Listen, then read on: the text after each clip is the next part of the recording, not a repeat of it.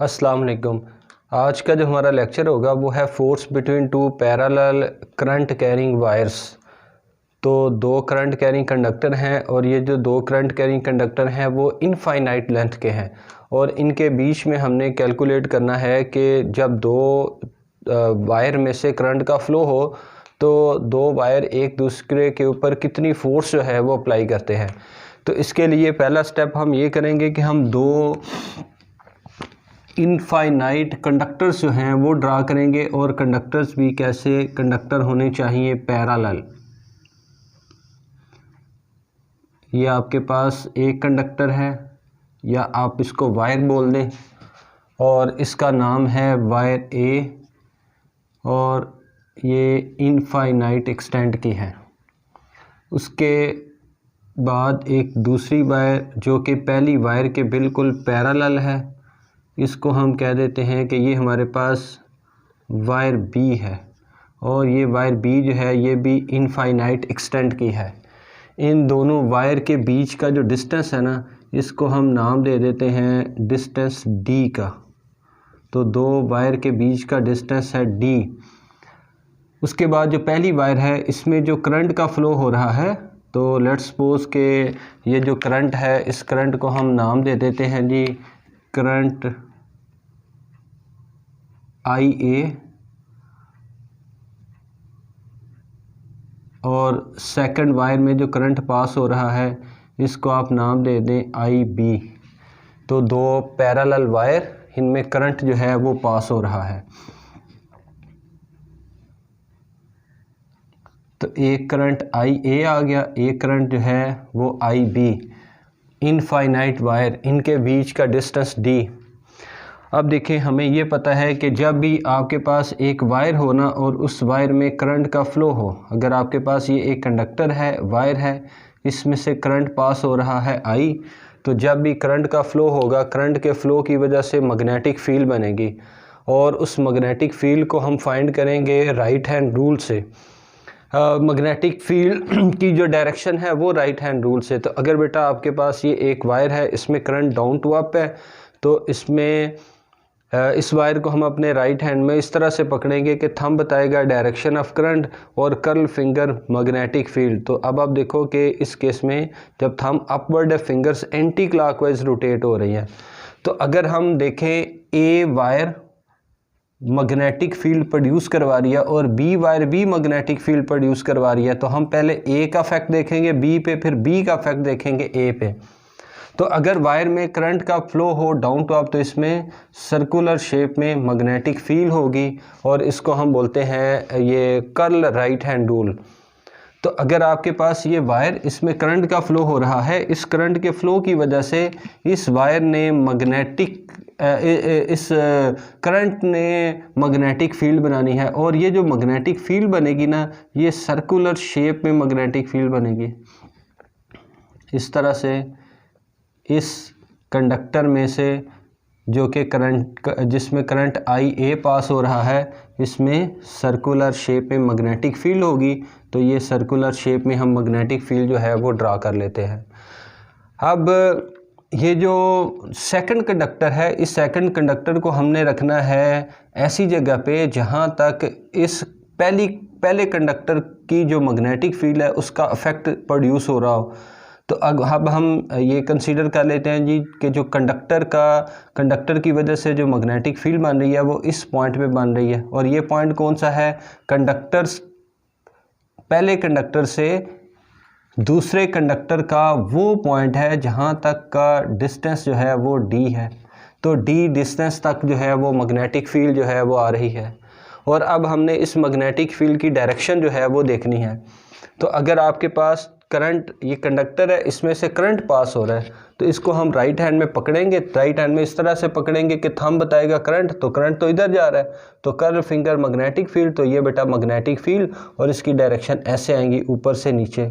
इसका मतलब इस पॉइंट पे अगर हम मैग्नेटिक फील्ड की डायरेक्शन बनाएं तो मैग्नेटिक फील्ड की डायरेक्शन जो है ये आ जाएगी डाउनवर्ड। तो इसको मैं बी से शो कर लेता हूँ। अगर आपने इसको वेक्टर्स से नहीं बनाना तो आप इसको बना लें क्रॉस से। तो यहाँ पे क्रॉस का मतलब क्या है, into the page magnetic field, मतलब इस तरह से मैग्नेटिक फील्ड आ रही है, ऐसे घूम के अंदर वाली साइड पे वेक्टर की डायरेक्शन इनवर्ड हो जाएगी।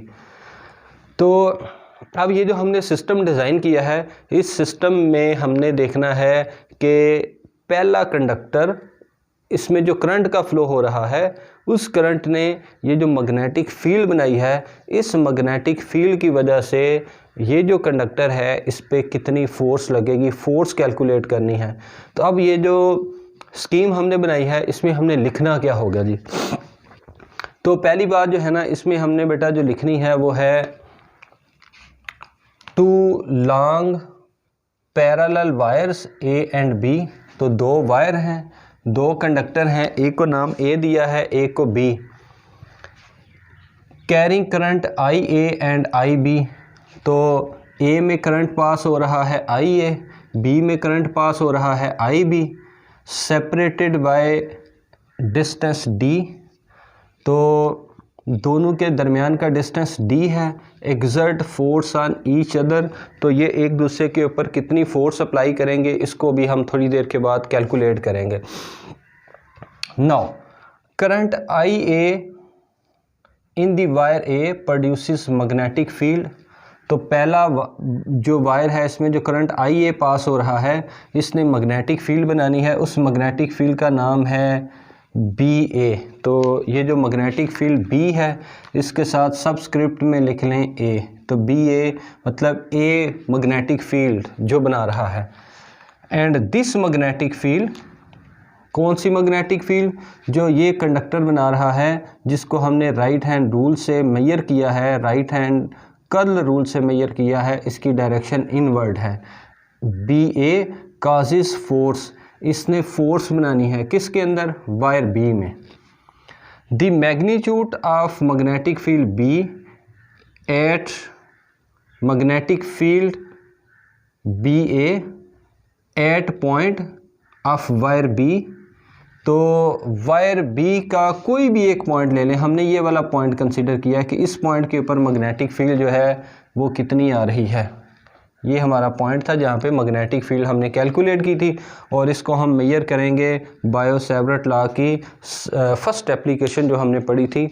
और बायो-सेवर्ट लॉ की फर्स्ट एप्लीकेशन ये थी कि अगर आपके पास एक कंडक्टर है और उस कंडक्टर में जब करंट का फ्लो होगा, अगर आपके पास एक कंडक्टर है, इस कंडक्टर में जब करंट का फ्लो हो रहा था, तो हमने किसी पॉइंट P के ऊपर मैग्नेटिक फील्ड जो है वो मेजर की थी, और ये जो डिस्टेंस है वो हमने रखा था R। तो ये भी आपके पास एक लॉन्ग कंडक्टर है, लेकिन डिस्टेंस जो है, इस ये जो P पॉइंट हमने कंसीडर किया है, कंडक्टर से P पॉइंट का डिस्टेंस R की बजाय हमने यहाँ पे D का नाम दिया है। तो इस केस में हमने जो मैग्नेटिक फील्ड फाइंड की थी वो थी mu naught I over 2 pi into R। तो अब हमारे इस केस में R की बजाय जो है वो D हो जाएगा, क्योंकि पहले कंडक्टर से इस P पॉइंट तक का जो फासला है वो है D। तो और करंट जो है वो A की बजाय कितना हो जाएगा, A की बजाय IA आ जाएगा। तो B equal to mu naught IA divided by 2 pi D। तो ये हमने मैग्नेटिक फील्ड जो है वो कैलकुलेट की कैसे, बायो-सेवर्ट लॉ से। अब इस मैग्नेटिक फील्ड, ये जो हमने इस P पॉइंट पे मैग्नेटिक फील्ड कैलकुलेट की है, इसकी डायरेक्शन क्या होगी। The direction of magnetic field BA एट वायर B is found by curl right hand rule. तो कर्ल राइट हैंड रूल की मदद से हमने डायरेक्शन कैलकुलेट कर ली, विच इज़ डाउनवर्ड। तो इसकी डायरेक्शन कैसे है, डाउनवर्ड, या आप ये कह लो कि इनटू द पेज। तो ये बेटा, ये जब हम आर्टिकल लिखेंगे और इसको जब हमने सॉल्व करना होगा, तो आपने इसमें ये सारी एक्सप्लेनेशन जो है वो लिखनी है। तो अब हम जो है इसकी मैथमेटिक्स जो है वो बनाएंगे जी। ये जो हमारा सेकंड कंडक्टर है और जो पहला कंडक्टर है, चूँकि ये इनफाइनाइट एक्सटेंट के हैं, तो इसमें हम काम ये करते हैं, इसमें हम एक छोटा सा पोर्शन जो है वो ड्रा कर लेते हैं। तो इस कंडक्टर का एक स्मॉल पोर्शन या एक स्मॉल सेगमेंट जो है वो हम कंसीडर करते हैं, और ये जो स्मॉल सेगमेंट है, इस स्मॉल सेगमेंट की लेंथ जो है, इसको हम नाम दे देते हैं कि ये लेंथ L है। और इस वायर में से इस स्मॉल पोर्शन जिसकी लेंथ L है, इसकी जो डायरेक्शन होगी वो हम कंसिडर करेंगे करंट की डायरेक्शन। तो अब बेटा जो करंट की डायरेक्शन है वो है इनवर्ड, तो इसको आप कह दो कि इसमें जो करंट का फ्लो हो रहा है वो भी है I इंटू बी, तो I इंटू बी करंट है। अब ये जो कंडक्टर है, ये जो सेगमेंट हमने बनाया, इस सेगमेंट में जो मैग्नेटिक फील्ड अप्लाई हो रही है वो तो इनवर्ड है और एक इसमें फोर्स लग रही है। ये कंडक्टर, इसकी लेंथ L और मैग्नेटिक फील्ड की डायरेक्शन डाउनवर्ड। अब ये जो कंडक्टर है ये एक्सटर्नल मैग्नेटिक फील्ड BA के इन्फ्लुएंस में आ गया, तो इस कंडक्टर के ऊपर एक फ़ोर्स लगेगी। इस फोर्स को हम नाम देंगे मैग्नेटिक फ़ोर्स। तो मैग्नेटिक फ़ोर्स जो है वो एक्सपीरियंस कौन करेगा, ये वाला पार्ट, यानी सेकंड कंडक्टर जो है इसने मैग्नेटिक फ़ोर्स जो है इसको कंसिडर करना है या इसने इसको फील करना है। तो take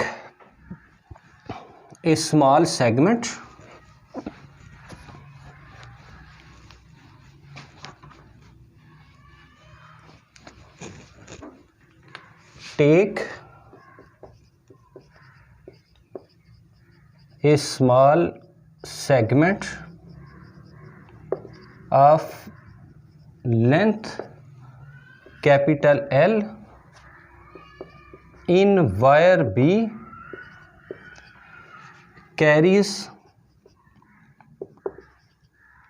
current IB which is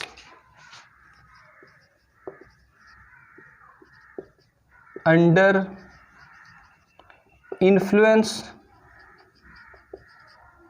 of an external field BA।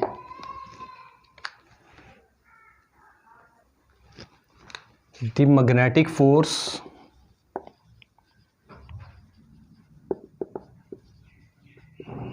on this length L is given as। अब ये जो कंडक्टर जिसकी लेंथ L है, ये एक्सटर्नल मैग्नेटिक फील्ड की वजह से जो फोर्स जो फोर्स फील करेगा या इसके ऊपर जो मैग्नेटिक फोर्स लगेगी, इसको हम लिखेंगे F equals to I into L cross B। तो ये मैग्नेटिक फ़ोर्स लग गई, ये मैग्नेटिक फ़ोर्स है। जब भी एक वायर जिसकी लेंथ L हो और वो मैग्नेटिक फील्ड में हो, और कौन सी magnetic field, external magnetic field. एक है वायर के करंट की वजह से मैग्नेटिक फील्ड आ रही है, तो वो तो सर्कुलर शेप में है, और एक जो है मैग्नेटिक फील्ड कोई दूसरी वायर या कोई दूसरा मैग्नेट जो है वो मैग्नेटिक फील्ड बना रहा है, उसकी वजह से जो मैग्नेटिक फील्ड बनेगी वो एक्सटर्नल होगी। तो ये ए वायर जो है वो मैग्नेटिक फील्ड बना रही है बी पे, तो ये किधर है, ये डाउन साइड पे है, और कंडक्टर किधर है, ये इसके ऊपर बिल्कुल परपेंडिकुलर है, जिसके ऊपर ये फोर्स लगेगी। अब इसकी वैल्यू क्या है जी, अब मैग्नेटिक फील्ड जो है वो तो है बी इंटू ए, और कंडक्टर की लेंथ को हमने कंसिडर किया हुआ है लेंथ L, और इस फोर्स को आप नाम दे दें FBA। तो ये लेंथ ऑफ कंडक्टर के ऊपर मैग्नेटिक फोर्स निकल के आ गई। BA का मतलब है A कंडक्टर जो फोर्स जनरेट करवा रहा है और B वाला फील कर रहा है, या A की मैग्नेटिक फील्ड की वजह से B के ऊपर फोर्स जो है वो जनरेट हो रही है। नहीं तो आप यहाँ पे इसको आप लिख लो फोर्स 1 का नाम दे दें।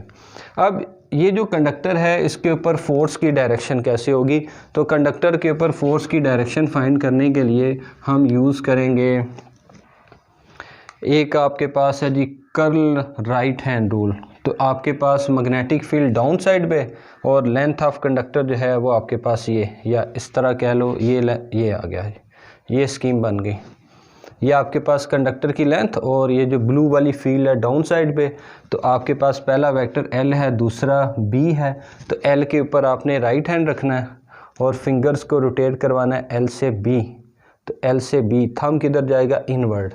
तो ये अगर आपके पास ये सिचुएशन है, ये आपके पास एल वेक्टर, ये into the page magnetic field, तो कैसे होगा जी, फर्स्ट वेक्टर इस पे राइट हैंड फिंगर्स को रोटेट करवाना है, आपने फिंगर्स को रोटेट करवाना है एल से बी की तरफ। तो पहला वेक्टर ये था, दूसरा ये, तो थंब अपवर्ड। अब हमारे इस केस में ये वाली सिचुएशन है, तो आपने क्या करना है जी, ए पे राइट हैंड और फिंगर्स को रोटेट करवाना है ए से बी, तो थंब किधर जाएगा, इनवर्ड। तो एक ये तरीका। दूसरा तरीका जो है ना वो है राइट हैंड रूल, इसको हम पाम रूल बोलते हैं।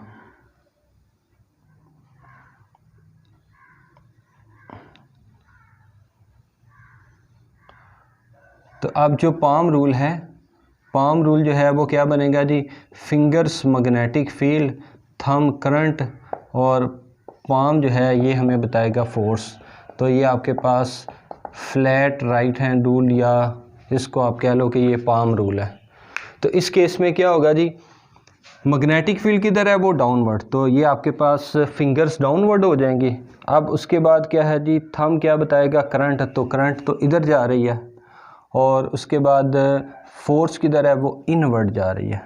तो इसका मतलब ये है कि चाहे आप कर्ल राइट हैंड रूल से बनाएं या आप इसको बनाएं फोर्स को, कर्ल राइट हैंड रूल से आपने फोर्स कैलकुलेट करनी है या पाम रूल से फोर्स कैलकुलेट करनी है, फोर्स की डायरेक्शन किधर होगी, ये बी से ए की तरफ जो है वो डायरेक्शन है, इसको आप लिख लो एफ बी ए, इनवर्ड डायरेक्शन जा रही है। तो ये आपके पास लेंथ, मैग्नेटिक फील्ड और उसके बाद ये जो फोर्स बन रही है, ये तीनों एक दूसरे के साथ 90 डिग्री का एंगल बनाएंगे। उसके बाद ये जो अगली बात है, इसको हम फोर्स की डायरेक्शन को हम मेजर कर सकते हैं फ्लेमिंग्स लेफ्ट हैंड रूल से। Fleming's left hand rule, Fleming's left hand rule क्या है, ये है आपके पास एफ बी और I. F for force, thumb force बताएगा, फर्स्ट फिंगर मैग्नेटिक फील्ड और मिडल फिंगर जो है वो आपको करंट बताएगा। तो अगर आप इस केस में आप देखो तो बी किधर है, बी डाउनवर्ड है, बी नीचे की तरफ आएगा, और जो मिडल फिंगर है वो इस तरफ जा रहा है और जो थंब है वो इनवर्ड जा रहा है। तो फोर्स की डायरेक्शन जो है वो इनवर्ड है। चाहे आप curl right hand rule for vector से इसको मेजर करें या आप इसको मेजर करो पाम रूल से जो कि राइट हैंड रूल है, या फ्लेमिंग्स लेफ्ट हैंड रूल से, तो फोर्स की डायरेक्शन किधर जाएगी, ये इनवर्ड आएगी। तो अब अगली बात यह है कि अगर हम इसको ओपन करें और मैग्नीट्यूड जो है वो कैलकुलेट करें, अगर आप फोर्स का मैग्नीट्यूड जो है वो बनाएं तो फिर आपके पास वैल्यू आ जाएगी F B A equal to I, L cross B को हम लिखेंगे L B into sine theta, और b की जगह आप लिख लो बी ए। और अब आपके पास क्या होगा कि मैग्नेटिक फील्ड और लेंथ ऑफ कंडक्टर एक दूसरे के ऊपर एंगल कितना बना रहे हैं, 90 डिग्री का एंगल बना रहे हैं। तो अब आपके पास जो साइन 90 डिग्री होगा इसकी वैल्यू आएगी 1। तो यहाँ पे आपने क्या पुट कर लेना है, यहाँ पे आपने 1 पुट कर लेना है।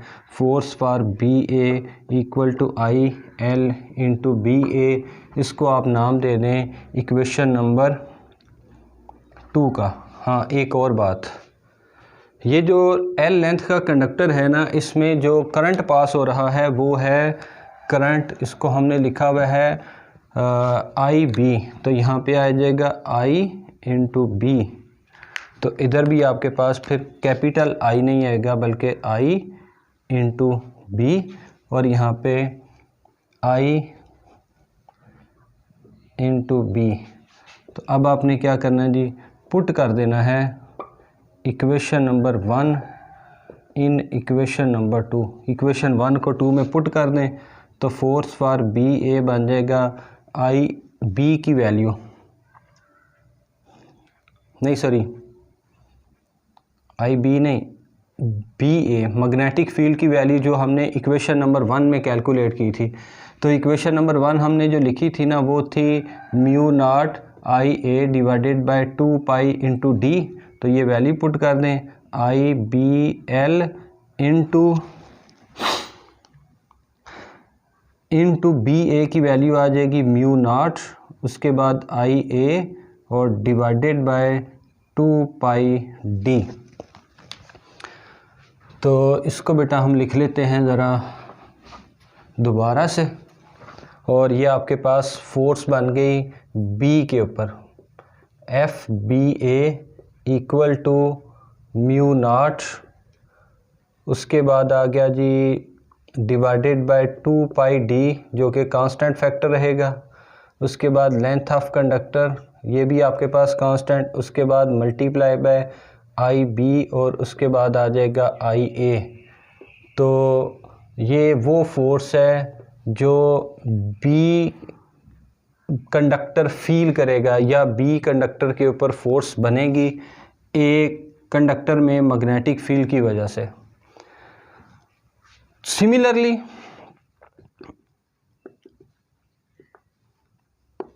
अगर बी कंडक्टर जो है ये मैग्नेटिक फील्ड प्रोड्यूस करे ए पे, तो अगर बी कंडक्टर मैग्नेटिक फील्ड ए पे प्रोड्यूस करे तो इस केस में देखो क्या होगा, आपके पास लेंथ आपने वही रखनी है जो आपने बी के लिए कंसिडर की, तो ये आपके पास लेंथ ऑफ कंडक्टर ये आपके पास आई ए आ गया। और उसके बाद जी मैग्नेटिक फील्ड किधर है, इसकी वजह से मैग्नेटिक फील्ड की डायरेक्शन ये इनवर्ड बनेगी, यहाँ पे मैग्नेटिक फील्ड इनवर्ड आएगी और फोर्स जो है वो फिर इस तरफ आ जाएगी। तो अगर सेकंड कंडक्टर जो है वो मैग्नेटिक फील्ड बनाए और first conductor magnetic field feel करे तो इसके ऊपर अब फोर्स क्या बनेगी, ये आपके पास आ जाएगी F A B equal to mu naught L divided by 2 pi D. ये वाली बात, पहले ए की वजह से बी का इफेक्ट देख रहे हैं, अब बी की वजह से ए का इफेक्ट अगर आप देखो तो फिर क्या आ जाएगा, आई बी इसकी जगह आ जाएगा आई ए, तो ये आपके पास आई ए आ जाएगा, और आई ए की जगह क्या आ जाएगा, आई बी आ जाएगा, और लेंथ जितनी ये रखी है उतनी आपने यहाँ पे कंसिडर करनी है। तो अब अगर आप देखो तो ये जो दोनों इक्वेशंस हैं इसको आप इक्वेशन नंबर 3 का नाम दे दें, इसको आप इक्वेशन नंबर 4 का नाम दे दें। तो ये जो दोनों इक्वेशंस हैं ये बिहेव करेंगी जिस तरीके से Newton's third law of motion काम करता है। तो यानी ये जो आपके पास फोर्स बनेगी ये एक्शन और रिएक्शन की फ़ोर्स है, तो ये आपके पास पेयर ऑफ फोर्सेस जो हैं वो बन जाएंगी। तो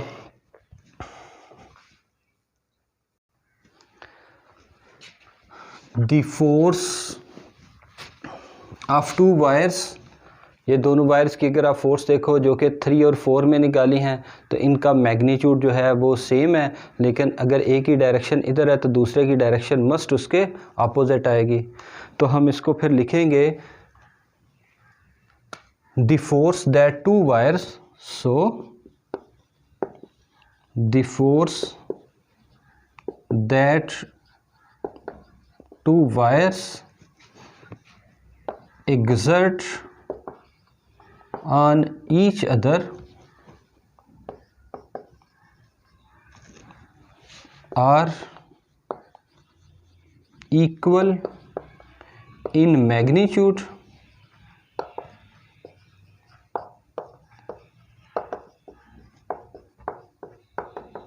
but opposite in direction। तो दोनों फोर्सेस जो हैं वो हैं तो इक्वल लेकिन एक दूसरे के अपोजिट डायरेक्शन में हैं, magnitude same direction opposite. So these forces act as,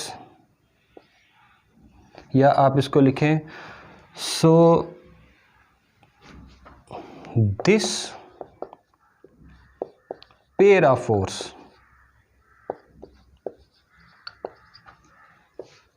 act as Newton's